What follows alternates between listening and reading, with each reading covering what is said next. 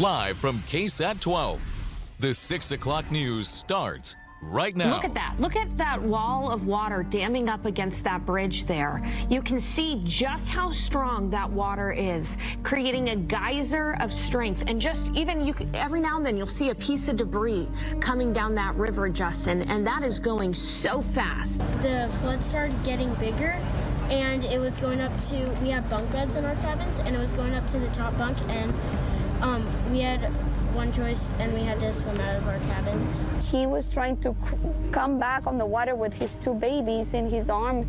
My husband got all the way down to waist, to his waist, and was yelling at him, "Throw me your baby," and the guy couldn't do it. And then a wave came in. We do know that there is a camp in that area, Camp Mystic. We haven't gotten any confirmed reports if those are where those rescues are happening, but we can report that we were just talking to the Kerr County Sheriff's Office. There are several missing people all across this area, especially near that Hunt area where they can't deploy their boats. And it is my understanding that there were little girls with water around their feet at 2 a.m.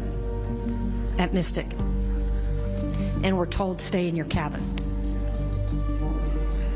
And those little girls did what they were instructed.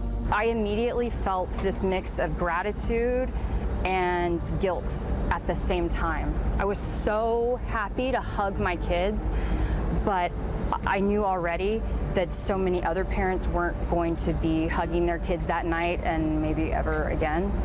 And it was really hard, and it still is really hard to juggle those two emotions at the same time. Somber day in the Hill Country. Today marks exactly 1 month since floodwaters ravaged parts of the Texas Hill Country in the early morning hours of July 4th. Now, at least 135 people were killed. Many of them were children. And as for the survivors, we know that they have a long road to recovery. And that's why KSAT has made a commitment to the people of the Hill Country, because we are in it for the long haul. Speaking of, our Myra Arthur joins us now live from Ingram. And Myra, you've gone to the Hill Country several times in the last 4 weeks. What are you seeing today? Well, Stephanie, there is still a tremendous amount of work to be done here. There are signs that there are resources here still doing that work. But I will say that driving in on 39 today, it did look like some of that had slowed down because a lot of the businesses and homes we could see from the road, they've been gutted now. So now comes the process of trying to figure out what to do with all of that debris and start the rebuild. What does that look like? It's a long road, and we are standing in one such place that will need that tremendous amount of work. This is the theater here at the Hill Country Arts Foundation. It once had walls, but now it has an unobstructed view of the river because the water tore those walls apart on the morning of July 4th.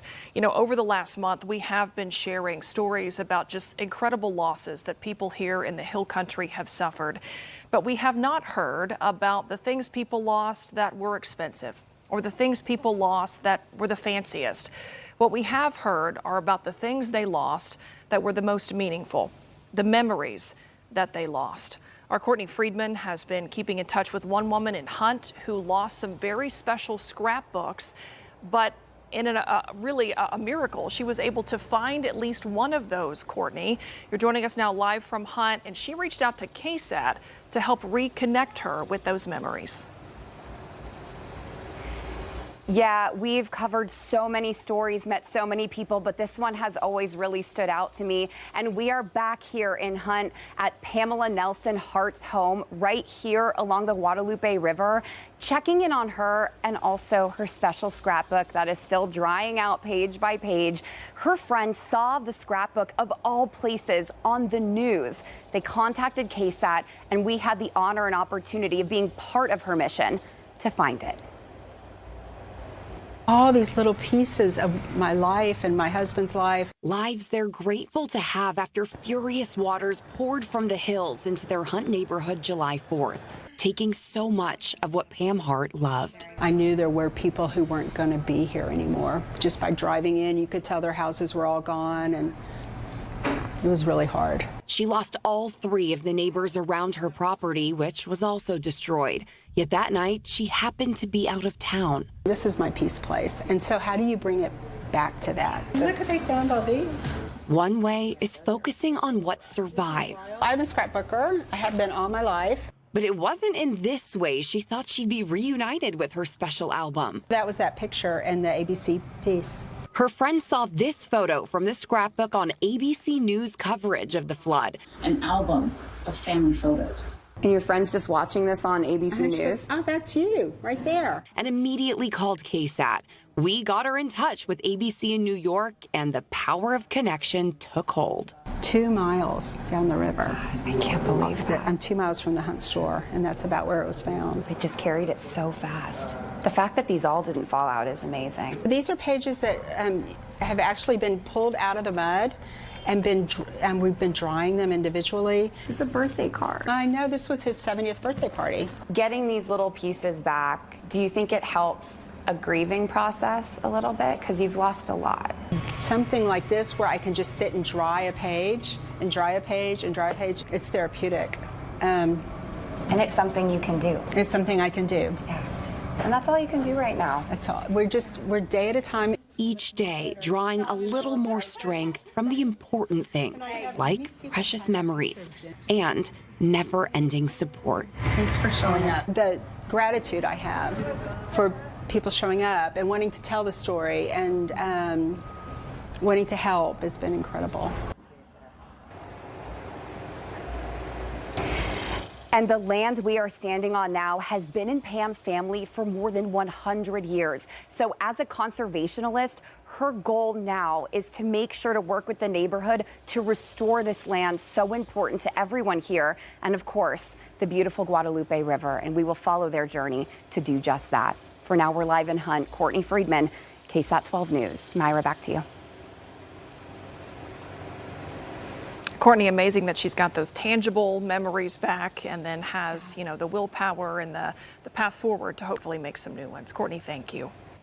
Over the last month since the July 4th flooding, we have seen and heard so many messages of hope and of faith and of resilience in this community. And there is an artist here in Hunt who is helping to spread those messages. Callie Stetler is her name. She has been painting messages of hope on storefronts and businesses throughout the Hill Country. Business owners in Kerr County have reached out to Callie to not only paint encouraging messages on their windows, but also scripture as well and green bows. Callie has painted more than a dozen windows throughout her community, including in Ingram and in Kerrville. People are just wanting to do anything to spread hope and just a little bit of light, just a little bit of goodness right now. I really think it matters.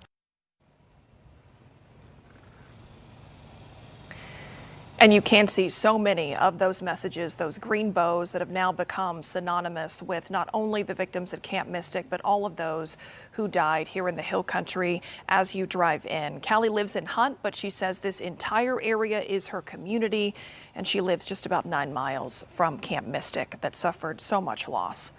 And for all the people here affected by the floods up and down the Guadalupe River, there are a lot of questions about the very long road to recovery. What comes next? What does that look like?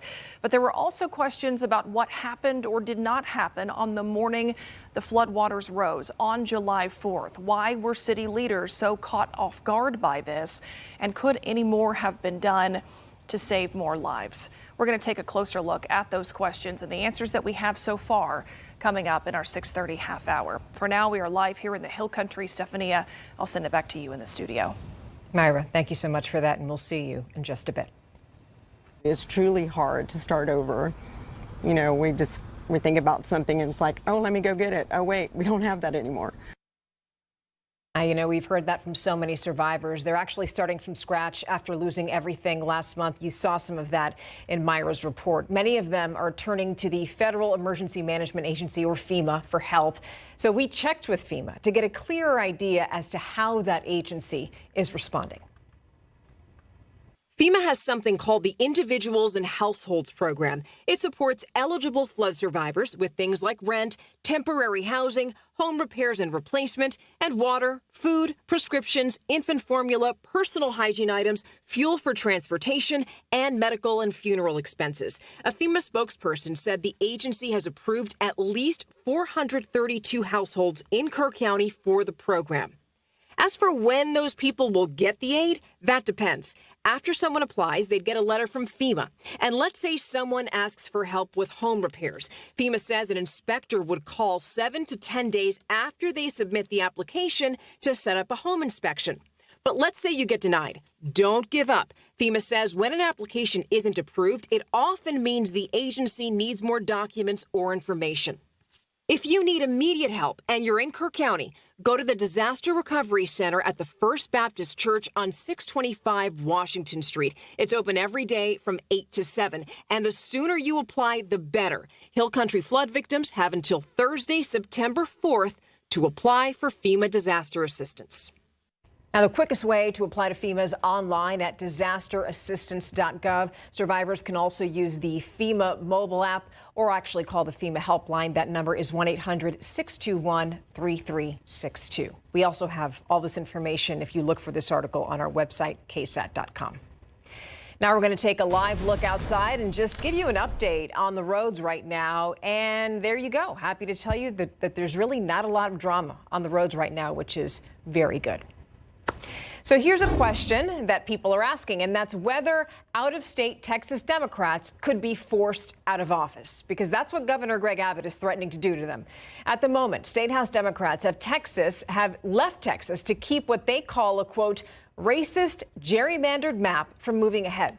They're concerned that the new maps are unfair and could give Republicans 5 more seats in the U.S. House. Governor Greg Abbott is telling State House Democrats that they have to return to Austin or else. But a political science professor is telling our Garrett Berger that it is unlikely that he can follow through with that threat. A 3 p.m. deadline came and went. The roll has been called and a quorum has not been established. No-show Democrats kept the Texas House from having enough members to take up the new proposed congressional map. Warrants for civil arrest have been issued, but they only apply in state. To be absolutely clear, leaving the state does not stop this House from doing its work. It only delays it. Governor Greg Abbott has threatened to remove missing members from their seats. But can he follow through? Kind of laughing at this because this is, again, someone who sure sounds like he's flailing and trying to grab at straws. Professor John Taylor is the chairman of UTSA's Political Science Department. He doubts Abbott has the legal power to do that. You still have members who are doing their jobs. They just have followed legislative procedures to prevent a quorum. Nothing more than that.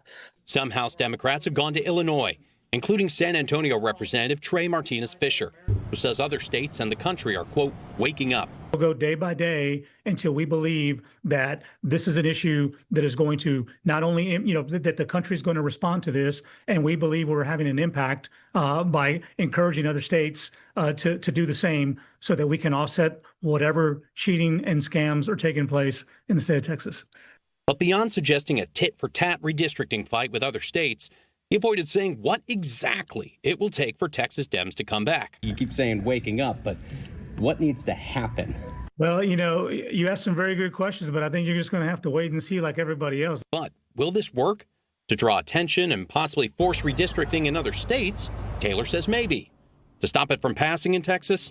Probably not. The governor will continue to call special sessions until he gets his way, potentially get his way on redistricting. We'll likely basically have to say, okay, you know what? We made a political point. We're going to vote against this. People have seen what we've said and done. Let's go to 26 and go to the voters. Garrett Berger, KSAT 12 News. In other news now, West Nile virus, it is in Bexar County. San Antonio Metropolitan Health officials say that a mosquito trap was collected near West Avenue and Blanco Road on the city's north side. That area is set to be treated early Wednesday morning. And this latest case of West Nile comes just days after one person in Hays County tested positive for West Nile. The Centers for Disease Control says that 9 people in Texas have tested positive for West Nile so far this year. As you know, not everybody is in favor of Project Marvel. That's the proposed downtown sports and entertainment complex that would include a new arena for the Spurs. So several groups, including Cops Metro and Doméstica Unidas, made it very clear where they stand. They want a renewed community-centered review process on that project because they have concerns about infrastructure and also the cost. You can read more about the multi-billion-dollar proposal right now on KSAT.com. So stay right where you are. Coming up, we're going to take you back to Ingram. Myra Arthur explains what steps people are taking after their homes were flooded. We'll be right back.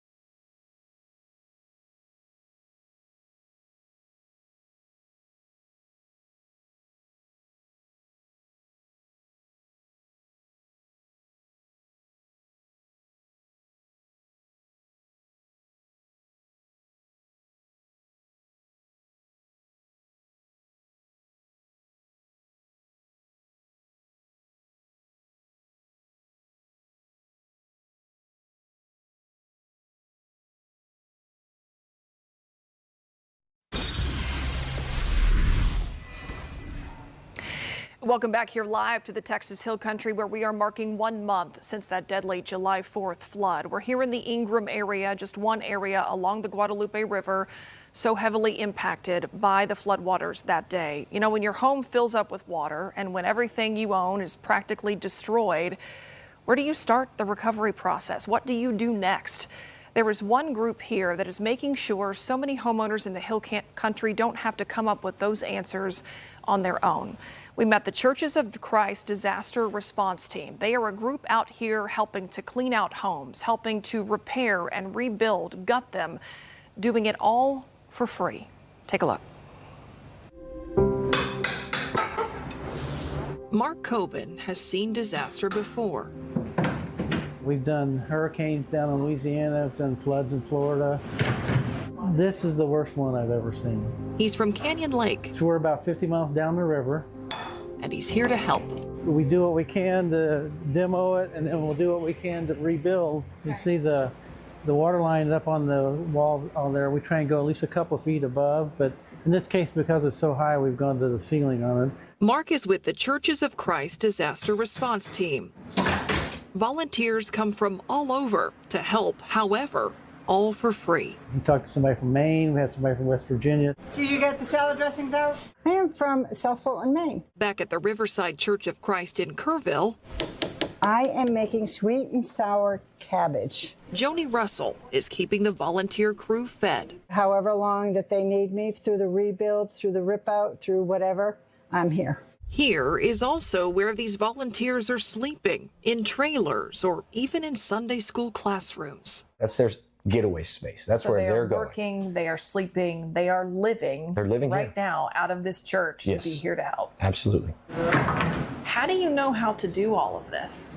You don't, you learn. For Mark, learning about the people behind the project is the best part. Did you see this? Oh, yeah, show this to me. I think this is the one he said his mom painted, and then he painted the clouds in it. So this is something that He the wants- homeowner Wants to keep is attached to. attached to it. Work around if we whatever we can. Yeah, it's a lot more than just boards and nails. To most people, like Johnny, it's more than boards and nails. It's memories. Like he's, this is part of his mom right here. That's the foundation of the place is art. Art is the foundation. Yeah, and your family. My grandparents are gone, my parents are gone, my brother and my sister-in-law are gone. So it's just down to me and my sister and our kids and our grandkids that are going to try to keep this place alive. With incredible support from a team of strangers turned friends. And he plans on hanging this picture up here and put the date on it so it reminds him of the flood on July 4th. He wants to keep it framed He's just like keeping that. the frame just like this. It sounds like a good plan to us.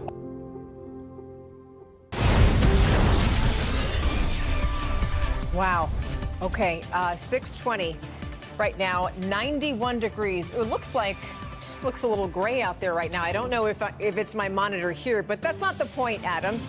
We're going to discuss rain chances right now. How are we looking? Yeah, it's looking pretty minimal when it comes to rain chances. Slim to almost none. A 10 to 20% chance here and there just a couple of times, really over the next 10 days. And a lot of it, I think, the next couple of days would be closer to the Gulf coastline, those coastal showers that we talk about. 10% chance Wednesday, another 10 to 20% chance on Monday. Now, earlier this morning, we had what we call the North Texas wild card come to fruition. Notice the overnight cluster of storms from Oklahoma made its way into Texas in the early morning hours and then even pushed just east of San Antonio. Most of the rain was between San Antonio and Houston earlier this morning. And now we have a little bit of action that has popped up around Ozona. We'll be watching that, tracking it. It's headed westward, southwestward, away from Val Verde County. We had a little bit of rain in San Antonio, but not much. Really, more than anything, the leftover clouds from that cluster of storms, that complex, kept us below triple digits in town today. Here's the drought monitor, and I want to point this out. I'm going to outline the areas that are still in drought, and that's even just the least extreme drought category all the way up to the worst drought category, just generalized in drought. And you look at the rainfall over the past 7 days, and a lot of this is actually going to be taken into account in the next drought monitor, which will be updated on Thursday. And in some instances, western Guadalupe County, over 3 inches, some of that, this weekend, especially Saturday night, and even Bandera County, 1.5 to 2.5 inches, and you go down near Campbellton, about 3 inches as well. But going forward, like I said, rain chance is not significant. Upper level high, it's right over essentially Arizona, New Mexico. That's where it's centered. So we have this northerly steering flow. And whenever we have that, we talked about this last week, we have to watch out for those overnight complexes of storms that can sometimes push southward. That's, I think, really the only wild card that we would have this week. But right now, there's no indication that we'll see that again. It's just one of the little wild cards we have to watch out for. So 93, our high temperature today. We had 5 triple-digit days in a row. We broke that consecutive streak today, and we're actually 4 degrees below average for that high temperature. And notice the record of 105 set back in 2023. Very hot summer in 2023. We've had 9 triple-digit days so far this year, which is behind pace of the past several summers. So 89 in Converse now, 86 Bulverde. So often in early August, this time of day, we're talking triple digits. And we even have some 80s. Bernie 86, Canyon Lake 87, only 91, Nixon, Smiley, Floresville 92 degrees. Off to the west and along the Rio Grande where you just had full sunshine all day. Sure, triple digits, but a bit of a break. 91 right now here in town, 88 degrees by 8 o'clock. And by 10 o'clock, we're down to 84, midnight right near 80. And then tomorrow morning, start the day in the mid-70s, more of the same for the morning temperature. 76 to start the day, near 90 at noon, and then right up close to triple digits tomorrow afternoon. I do think we'll probably be a degree or two shy of the century mark tomorrow, but don't get used to it because triple digits will be back before you know it. And in the typically hotter spots, Cotulla, Carrizo Springs, Crystal City, Del Rio, you know, the places we often talk about being a little bit warmer, will be at triple digits again tomorrow. But Gonzales, New Braunfels, 97 for the high. And then it's back to 100 on Wednesday, and even a degree or so above triple digits for Thursday, Friday, and it lasts into the weekend. We'll be tallying up the triple digits. Larry Ramirez will be back with sports in just a bit.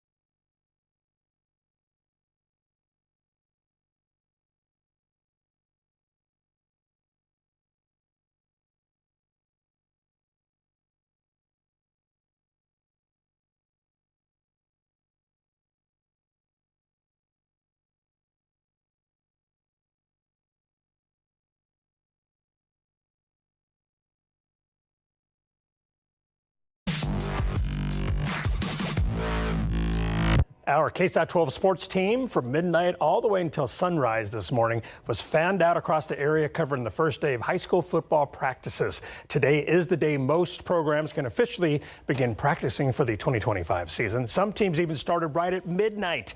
Mary Rominger has more.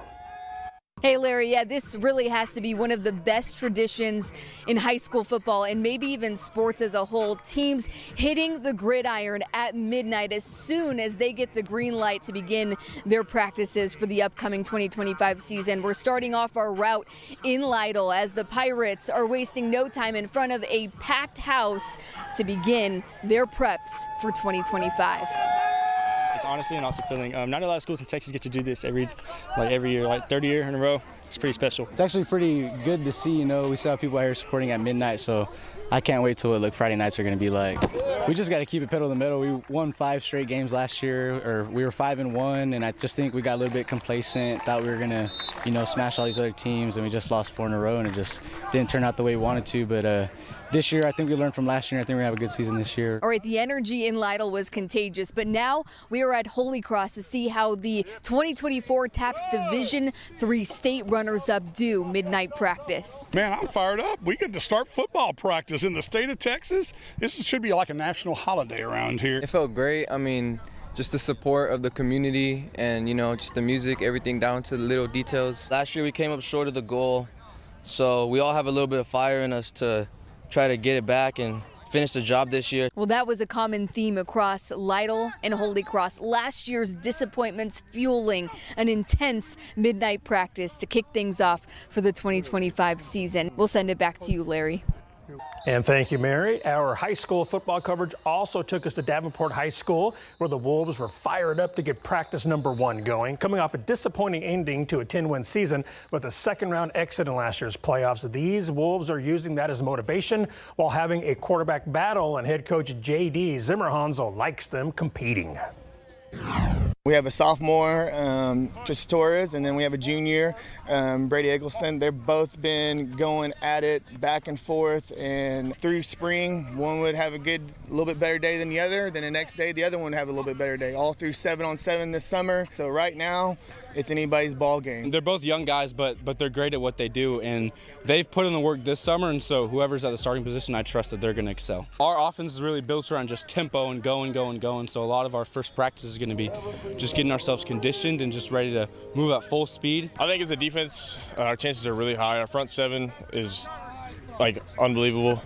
Our corners, safeties, they need some work, but I trust those guys. I trust all of them. I think we all work really good as a team, and we will be really good this year. The strength of the Wolves this season will be in the trenches. All right, we'll see. Yep. Thank you. I love how everyone's excited around this time of year. I know, It's all I'm about excited. Possibility. It is. All right, thank you. We'll be right back.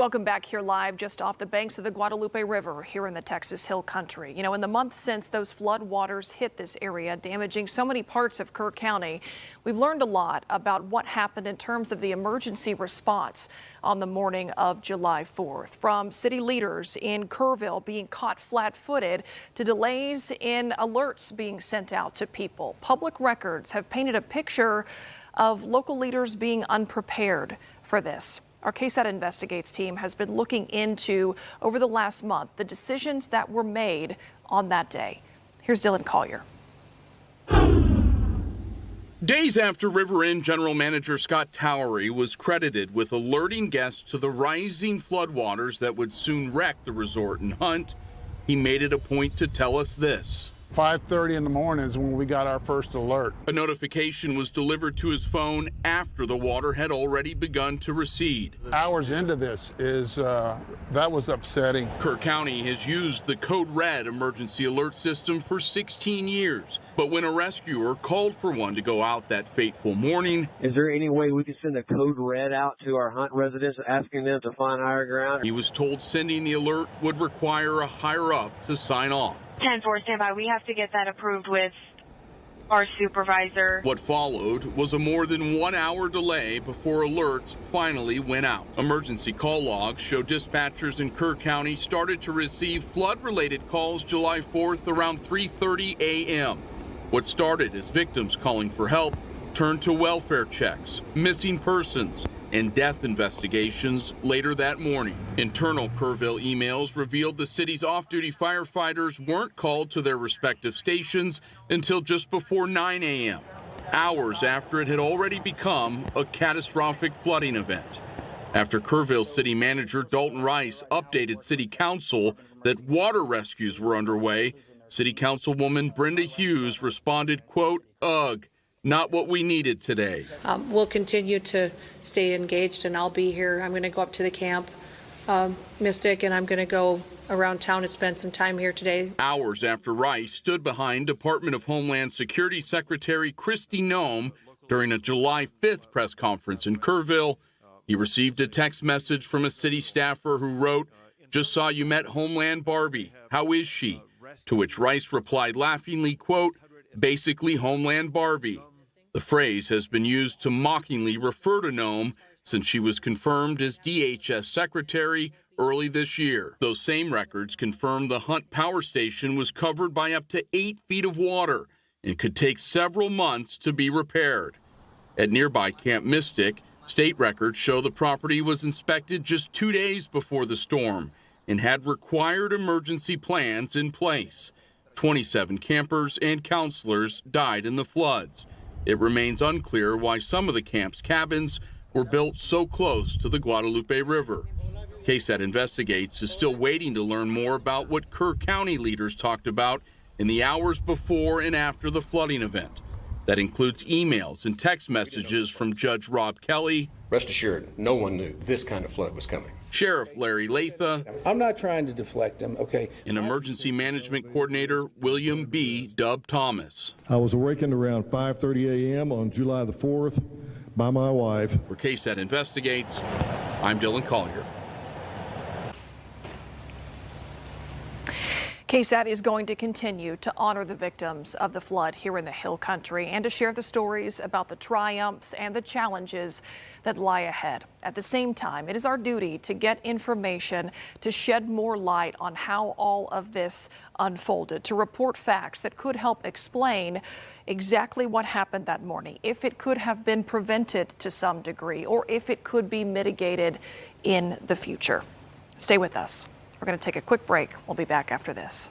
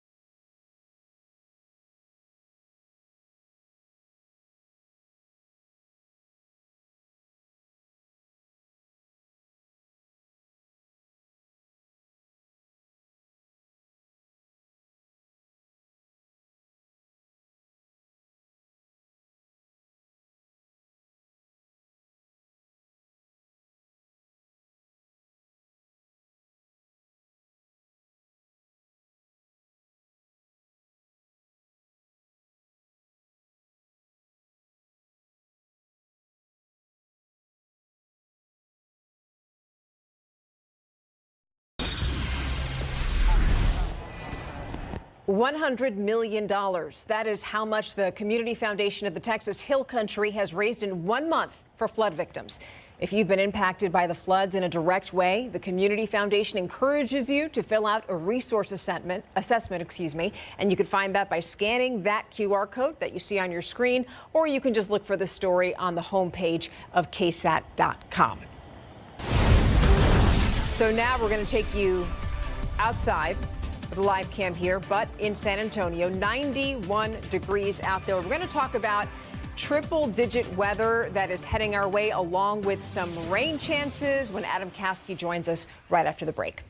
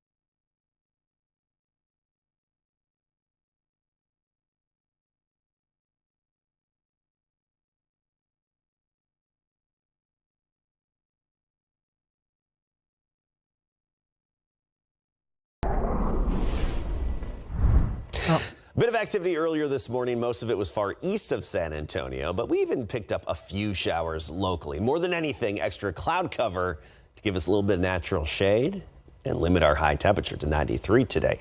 All right, let's get to authority radar. I mentioned this earlier. Crossing I-10 near Ozona. This is just outside the KSAT 12 viewing area. Headed to the southwest into Terrell County, we have a few downpours and even some severe thunderstorms out there. That is highly unlikely to impact Val Verde County, staying outside the KSAT 12 viewing area. Otherwise, nothing else on authority radar to speak of. This is what we had earlier this morning. Remember last week we were talking about the potential for that North Texas wild card. Sometimes it's the West Texas wild card. This was the North Texas wild card, where we have to watch for thunderstorm complexes as they can come together and organize in Oklahoma, North Texas, and then the remnants can push our way. And that's what we had earlier this morning. All that heavy rainfall not falling over drought-stricken parts of Texas. Here's the upper level high, the Big Blue H, basically anchored right over El Paso. Essentially, Arizona, New Mexico, that's where the upper level high is centered. That's where it's really pressing down on them. Here, we're under the influence of it with that northerly steering flow, and that's why that thunderstorm complex got pushed our way. There's the slightest chance that could happen again throughout the next several days. There's no indications right now to suggest that it's going to. So just north of Bermuda, look at this little cluster of storms in circulation. That's Tropical Storm Dexter, very weak, tropical storm. Winds around 45 miles per hour and not expected to strengthen as it moves off to the northeast and then eventually to the North Atlantic. A few other areas being flagged by the National Hurricane Center. One just off the southeastern coast of the U.S., just outside the Carolinas at 30%, and then out in the middle of the Atlantic. A new wave is coming off of Africa, and as that gets into the middle of the Atlantic, right now about a 50% chance of that becoming the next tropical cyclone.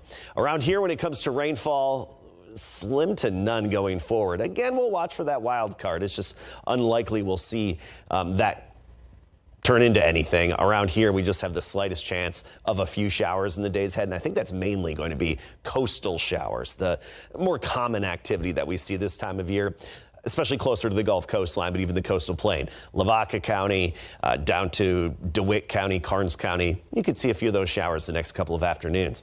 93 the high today. Look at that, average is 97, and climatologically speaking, the hottest time of the year for San Antonio. That's the warmest average high that we have all year. 9 triple-digit days so far this year, way behind pace, especially behind pace of 2023 and 2022. By this time in 22, we had 55 100-degree days. 91 right now, dew point is 68. Temperatures falling down through the 80s this evening. Tomorrow, we start the day at 76, 99 in the afternoon.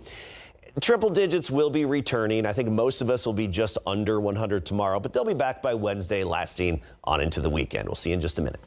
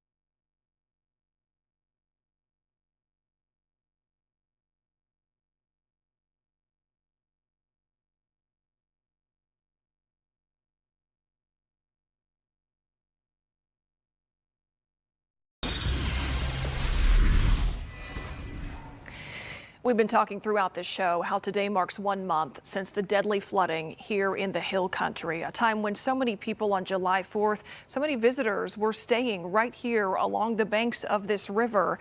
And over the last several weeks, we have learned that Kerr County officials told us 108 people have died as a result. That is the count so far. But one thing that we have not heard from Kerr County officials is any identifying information about the people who were lost. They have not released that information publicly. KSAT has repeatedly asked for that information. We were told, though, that that would not be released out of respect for the families.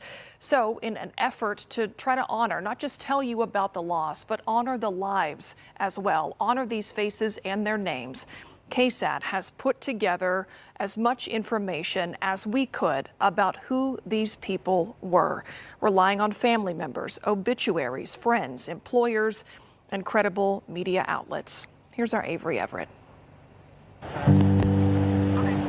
Mother Nature had no mercy on the morning of July 4th for locals, tourists, or summer campers.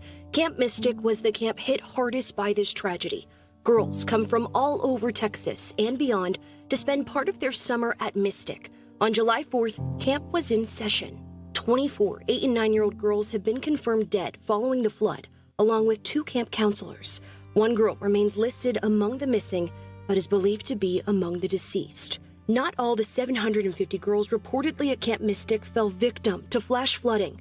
Campers who had made it to higher ground were bussed out later that day on Kerrville ISD buses and taken to Ingram Elementary School, where they were reunited with their parents. People from West Texas, including a police officer and his family from Odessa, a family from Midland, and Andrew's family, looking to relax on the river for the holiday weekend, only to be caught in the flash flooding that Friday morning.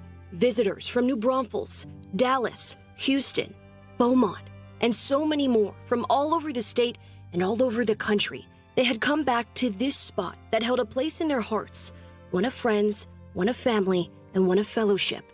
Others visiting for the first time, locals who had lived most of their lives, people known and loved by their neighbors in Kerr County, were also lost in the flood. A beloved soccer coach and his family. A young father who died making sure that his family got to safety. A son who survived telling us how he saw his father, stepmother, and younger brother get swept away by raging floodwaters. And with all of the lives lost, there were stories of people who miraculously saved themselves by climbing into the attic or the roof of a house, scrambling on a hotel roof, or ride it out on a kayak, standing for an hour on a meter box on the side of a house with the floodwater rising. These just a few examples of people doing what they had to do to survive. More than 850 rescues were executed by first responders and volunteers. The number of missing at this time remains at 2. Avery Everett, KSAT 12 News.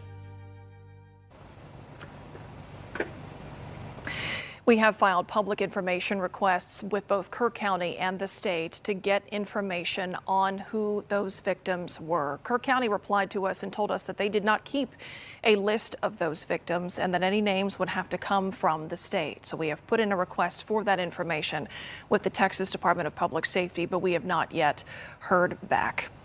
As so many people across the state, really, as you just heard our Avery mention, are now grappling with a new reality that they did not ask for, a loss of mothers and fathers, of brothers and sisters, and so many children. The least that we can do is remember their names, honor those lives, and we will continue to shine a spotlight here on the Texas Hill Country about what the path forward looks like as well. As we mentioned earlier, the challenges and the triumphs that are yet to come. We're going to sign things off from here in Ingram. For now, I'm Myra Arthur, KSAT 12 News. We'll be right back.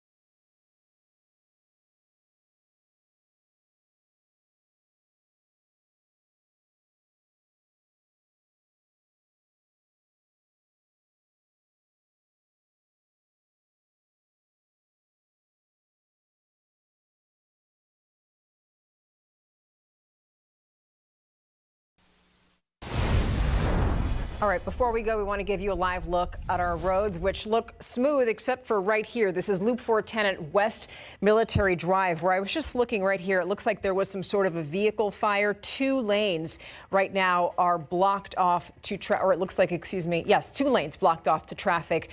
So there is a little bit of a backup there, and that's along the southbound lanes right there at 410 at West Military Drive. Adam.